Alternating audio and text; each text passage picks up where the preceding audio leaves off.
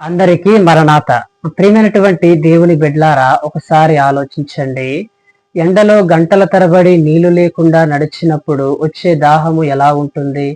ఒక చుక్క నీళ్ల కోసం మన ప్రాణం పోతున్నట్లు అనిపిస్తుంది. అదే రీతిగా యేసుక్రీస్తు కూడా తాను శిలువ మీద ఉన్నప్పుడు ఇదే బాధను అనుభవించాడు. ఆయన కొరడాలతో కొట్టబడి రక్తాన్ని చిందించి శిలువ మీద వేలాడుతూ పలికినటువంటి మాట అదేమిటి అంటే, నేను దప్పిగొనుచున్నాను.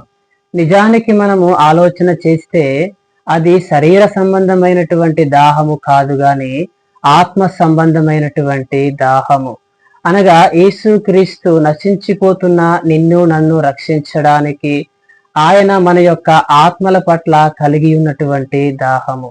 ఈరోజు నిజమైనటువంటి క్రైస్తవుని యొక్క జీవితము అనగా ఏమిటంటే, మనము కూడా నశించిపోతున్న వారి పట్ల భారాన్ని కలిగి ఉండడం, వారి యొక్క ఆత్మల పట్ల మనము కూడా దాహాన్ని కలిగి ఉండడమే నిజమైనటువంటి క్రైస్తవ జీవితం. దేవుడు మిమ్మును దీవించునుగాక. ఆమేన్.